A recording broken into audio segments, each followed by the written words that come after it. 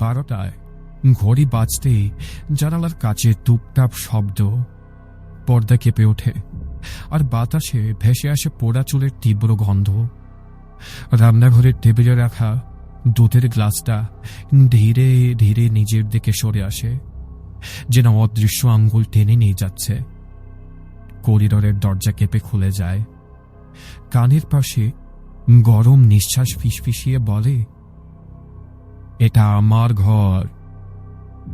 Torch জ্বালাতেই ceiling এর কোণ থেকে ছোট্ট ছায়া লাফিয়ে চাটাইয়ের নিচে গা ঢাকা দেয়। বারান্দায় পড়ে থাকে নিস্তেজ কবুতর, পাশে ফাঁপা ডিমের খোলস। লিভিং রুমে আলমারির দরজা নিজ নিজেই খুলে যায়। লাইট টিমটিম করে, মেঝেতে ভেজা পায়ের দাগ।